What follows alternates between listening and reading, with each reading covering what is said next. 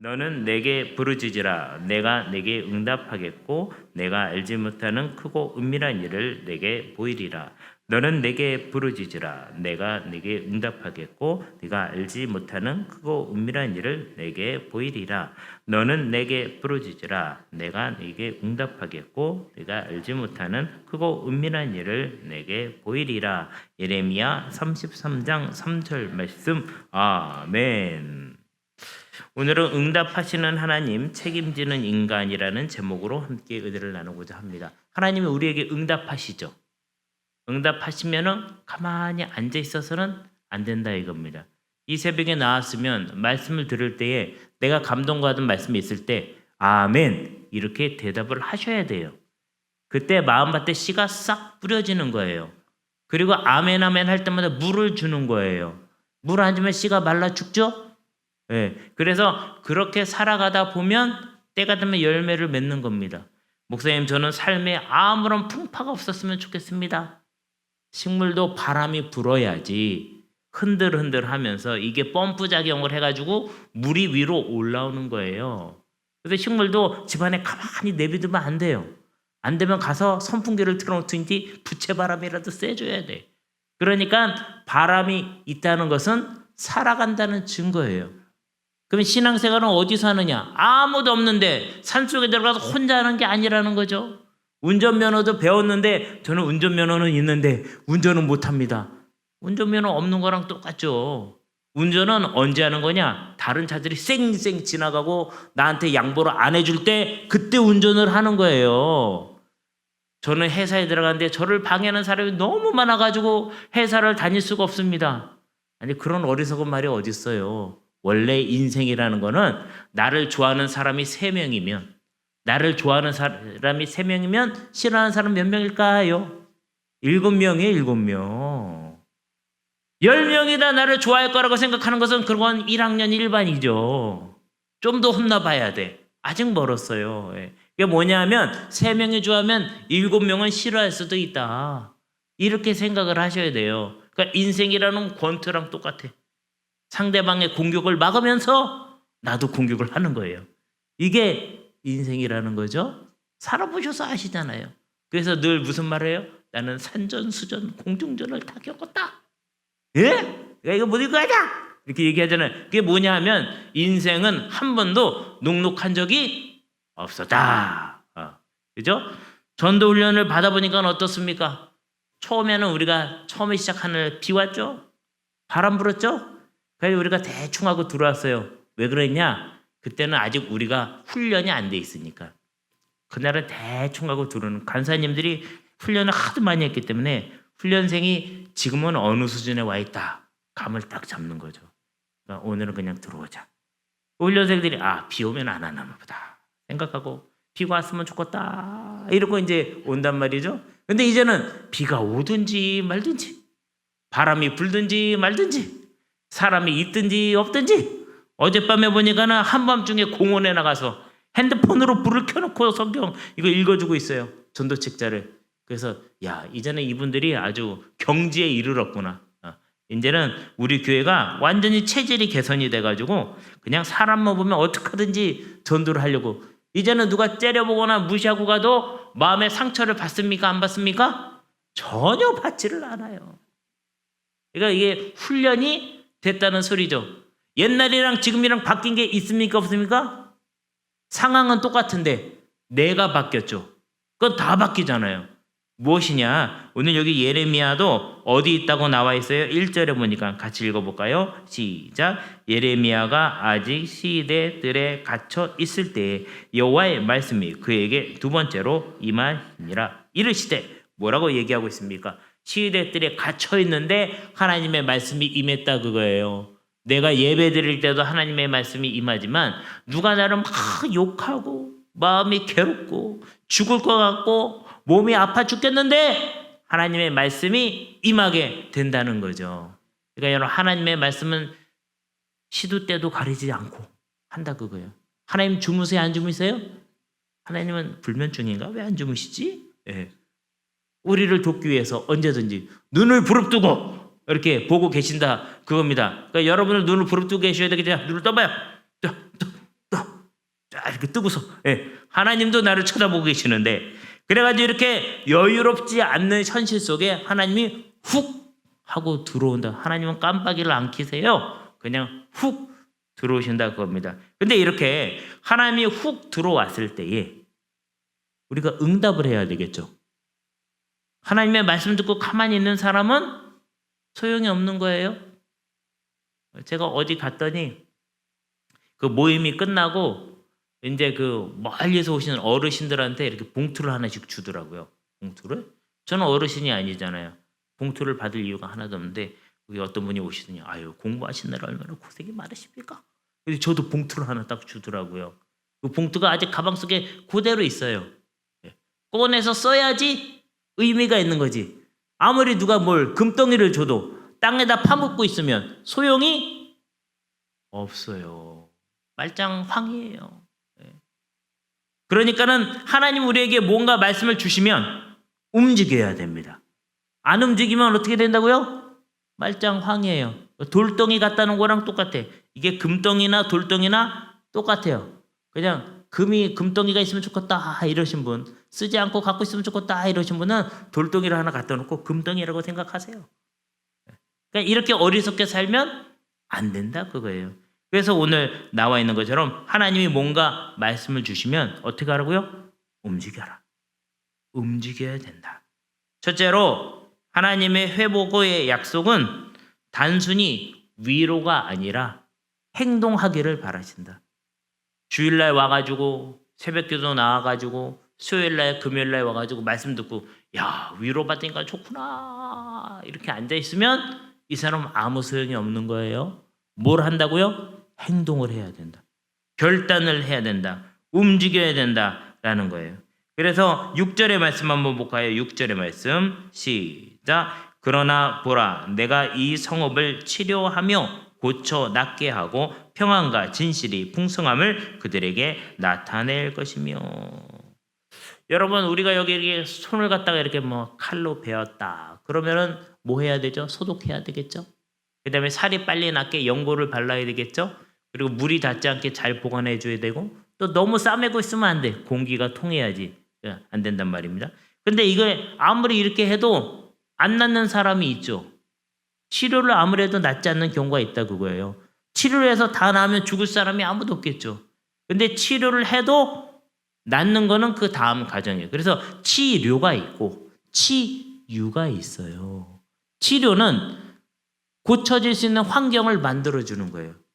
찢어진 데가 있으면 꼬매주고 염증이 있으면 염증을 없애고 소독을 해주고 그다음에 잘 나을 수 있도록 도와주고 해로운 건 안 먹고 좋은 거 먹고 이렇게 하는데 그게 저절로 낫는 과정은 하나님이 역사해 주셔야 되는 거예요. 몸이 움직여야 되는 거예요. 몸이 안 움직이면 소용이 없는 거죠. 그러니까 나이가 들면 체중이 줄죠. 왜 줄어요? 근육이 빠진다 그거예요. 나이가 들을수록 근육 운동을 많이 해야 돼요. 그래야지 근육 운동을 많이 해야지 관절이 상하지를 않습니다. 근육이 딱 잡아줘야지 관절이 안 망가지는 거예요. 그래서 허리 아프신 분들은 가끔 걸으세요 이런 거 하고 정형외과 가면 선생님이 정형외과 간다고 고쳐지는 게 아니에요. 선생님이 시키는 체조를 잘 하셔야 돼요. 가면 선생님 물어보잖아요. 체조 했어요 안 했어요? 했어요. 뭘 해야 하기는 사진 찍어보니까 아무 변화가 없는데 선생님한테 거짓말하면 안 돼요. 딱 보면 알아요. 그런 것처럼 이 치료를 될 수 있는 환경을 만들 수 있지만 치유가 일어나는 것은 하나님이 역사해 주셔야 돼.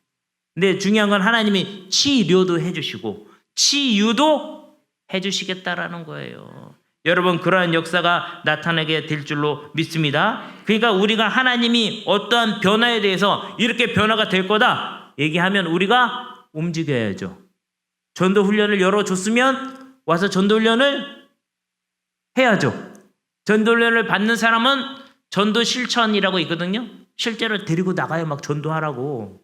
안 하고 싶은데 막 데리고 나가니까 너 도망갈 수도 없고 뒤에서 막 쫓아면서 지켜보고 매주 몇 명 있는 거 숫자 써서 내라고 얼마나 괴롭히는지 몰라. 근데 중요한 거는 이 혹독한 훈련을 통과한 사람은 변화가 되겠대. 그걸 옛날은 사람만 보면 삐죽삐죽 도망을 갔는데 이제 사람만 보면 어디 가서 뭐 읽어줄 수 없을까? 이렇게 이런 마음으로 가게 된다는 거죠. 시키지도 않았는데 오밤중에 나가서 막 전도를 하고 이렇게. 둘째, 회복은 뭐가 회복되어야 하는가? 예배가 회복되어야 한다. 뭐가 회복되어야 된다고요? 예배가. 목사님, 저희 딸이 이렇게 아프고 힘든데 어떻게 하면 좋겠습니까? 그러십니까? 교회 나와서 예배 드리십시오. 예배 끝나고 나면 제가 상담도 해드리고 안수기도도 해주겠습니다. 목사님, 저희 집에 오시면 안 될까요? 네, 갈 수도 있지만 먼저 와서 하나님께 예배 드립시다. 같이 예배합시다. 하나님의 성전에 나옵시다. 이 하나님의 성전에 나오는 결단을 하는 그 순간이 치료가 이루어지는 순간이에요. 치유가 이루어지는 순간이라 그겁니다. 그래서 10절, 여기 보면 10절, 11절 이렇게 나와 있잖아요. 근데 사실은 11절이 없어요. 왜 없을까요? 원래 이 절은 사람이 나누는 거예요. 이게 나눈 사람이 잠깐 졸아가지고 11절을 안 쓰고 12를 썼어. 우리도 그럴 때 있죠? 헷갈려가지고 1,000번째 쓰다 보면 헷갈려가지고 몇 번인가 왔다 갔다 하다 잘못 쓰기도 하죠. 그래서 이제 10절, 11절 써있지만 사실 10절로 이제 구분되어 있는데 여기 뒷부분에 보면 제가 읽어드릴게요. 여호와는 선하시니 그의 인자하심이 영원하다 하는 소리와 여호와의 성전에 감사제를 드리는 자들의 소리가 다시 들리리니. 다시 들린다는 얘기는 뭐예요? 예배가 다시 시작되었다. 이는 내가 이 땅에 포로를 돌려보내어 지난 날처럼 되게 할 것임이라 여호와의 말씀이니라. 포로로 갔었는데 하나님이 다시 돌아오게 해 주셨다라는 소리예요. 제가 예전에 있는 교회 8년 동안 있었던 교회가 있었는데 갔더니 금요 기도회가 없어요. 왜 없냐 물어봤더니 사람들이 안 나온다고 목사님이 예배를 없앴대. 참 신기한 일이 다 있더라고요.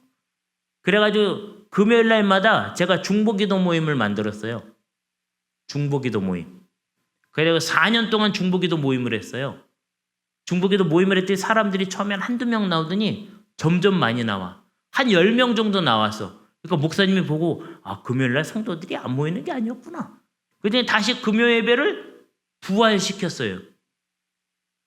여러분 새벽기도 혹시 이런 말 하면 안 되는데 한 명도 안 나온다. 그러면 새벽기도 할까요? 안 할까요? 해야죠. 저라도 혼자 나와서 하고 담임 목사님이라도 혼자 나와서 하고 안 되면 둘이 나와서 하든지 하겠죠. 이런 거예요. 하나님은 뭐부터 회복시키신다고요? 예배. 여기 앉을 자리가 없을 정도로 많이 나오면 우리가 복 받는 거예요. 여러분 혹시 오늘 안 나오신 분 있으면 내일부터 나오라고 박철 목사님이 이름 적어놨다고 꼭 전해주시기를 바랍니다. 셋째, 하나님은 어디로 회복시키는가? 우리의 마음과 몸과 영혼을 다 회복시키시고 예배도 회복시키지만 나의 일상을 회복시킨다라는 거. 어디를 회복시킨다고요? 일상을 회복시킨다. 13절의 말씀 같이 읽겠습니다. 13절 시작. 산지 성읍들과 평지 성읍들과 네겝의 성읍들과 베냐민 땅과 예루살렘 사면과 유다 성읍들에서 양떼가 다시 계수하는 자의 손 아래로 지나리라. 여호와께서 말씀하시니라. 자, 양을 치는 사람들이 살아가고 있는데 양을 치는 사람들은 양을 쫙 풀어놨다가 그 다음에 먹을 게 없으면 먹을 대로 있는 대로 샥 갔다가 그 다음에 저녁에 해가 질 때는 양을 쫙 불러들인단 말이에요. 그러면 양이 다 들어왔나 안 들어왔나 숫자를 쫙 세본단 말이죠. 이게 일상이에요. 일상. 여러분도 집에 가면은 식구들이 다 들어왔나 안 들어왔나 살펴보잖아요. 안 들어오는 사람 있으면 전화 걸어서 어디서 뭐하냐 이제 들어와라 이렇게 얘기하기도 하고 그 다음에 하루의 일들을 서로 나누고 그 다음에 일들 중에서 나눈 일들 중에서 함께 기도해야 될 것은 무엇인지 잘 되고 있는 건 무엇인지 부족한 것은 무엇인지 이런 이야기를 서로 나누시죠. 안 나누시나요? 들어와도 소 닭 보듯이 보고 무슨 일이 있었든지 말든지 쟤는 왜 이렇게 들어와서 짜증을 내? 이러나요? 아니죠. 짜증을 낸다는 건 뭔가 불편한 마음이 있다는 거죠. 왜 불편한가 물어봐야죠. 그죠? 네. 그래서 이제 이런 것들은 이제 함께 가정 예배를 드리면서 얘기를 나누게 되는데 이런 것처럼 하나님이 회복시키실 때는 어디까지 회복이 된다고요? 일상생활까지 회복이 된다고 합니다. 여러분의 삶 속에 뭔가 원래 계획했던 대로 되지 않는 날이 있더라고 그래서 그냥 내버려 두시면 안 됩니다. 왜 이게 안 되는지 하나님 앞에 기도하셔야 돼요. 왜 우리 남편이 자꾸 늦게 오나? 이런 것도 계수해 보셔야 돼요. 예. 그래서 하나님이 우리의 삶 속에 계시를 주세요. 어떻게 계시를 주세요? 이 목사님의 말씀을 통해서 계시를 주고, 성경 말씀을 통해서 계시를 주고, 일상생활 속에서 지나가는 사람을 통해서 계시를 줄 수도 있어요. 심지어 나를 싫어하는 사람들을 통해서도 하나님이 계시를 주신다 그거예요. 그럼 그 얘기를 듣고 가만히 앉아 있으면 소용이 없어요. 응답을 해야 돼요. 응답을 하고 책임을 져야 돼요. 그게 신앙인의 삶이라는 거예요. 여러분들 이런 삶을 살아가게 되시기를 주님의 이름으로 축원합니다. 자, 제가 이제 여러분에게 말씀을 드리잖아요. 뭐라고 말씀드리죠? 웃어라. 자, 웃어보겠습니다. 조슬레곤사님 웃어보겠습니다. 네. 어떻게 웃는 건지 모르시는 분들은 거울을 보시면 알아요. 어이구 무서워라. 그걸 안 웃고 있는 거예요. 네. 거울을 하나씩 사드려야 되나? 네. 자, 그래서 나는 지금 혹시 감옥에 갇혀 있나 한번 생각해 보세요. 예레미야는 감옥에 갇혀 있다고 그랬죠? 그런데 하나님이 계시의 말씀을 주시잖아요. 그럼 이 계시 말씀을 주셨을 때 예레미야에게 뭐라고 그랬어요? 부르짖어라 그랬잖아요. 그럼 부르짖어라 그랬으면 부르짖어야지 응답을 하는 거죠. 가만히 있으면 여전히 감옥에 갇혀 있는 거예요. 부르짖으시기를 바랍니다. 오늘 하나님이 어떤 계시를 주셨든지 간에 여러분 거기 응답하시기를 바랍니다. 책임을 지셔야 되는 거예요. 부르심에 대해서. 그리고 내가 만약 회복되기를 원한다면 하나님은 나에게 지금 어떤 책임을 지라고 하시는가? 목사님, 하나님이 다 책임지는 거지 제가 어떻게 책임져요? 그러면 여기 새벽에 나오지 말고 누워 계시지 그랬어요. 왜냐면 하나님이 대신 예배 드릴 텐데 왜 나왔어요? 이게 책임을 지는 거예요. 예배 자리에 나오는 거. 전도훈련 안 받고 그냥 집에서 쉬시지 왜 전도훈련 받고 있어요? 책임을 지는 거예요. 우리 자녀 그냥 놔놓고 크든지 말든지 그냥 내버려 두지 왜 그 맨날 먹이고 입히고 신경 쓰고 그렇게 하세요? 책임을 지는 거예요. 나의 삶에 대해서도 나의 건강에 대해서도 나의 영혼에 대해서도 책임을 지시는 거예요. 무엇 때문에? 하나님이 부르셨기 때문에. 하나님의 계시를 주셨기 때문에 책임을 지시는 신앙생활 되시기를 바랍니다. 크고 은밀한 일로 응답하여 주실 줄로 믿습니다.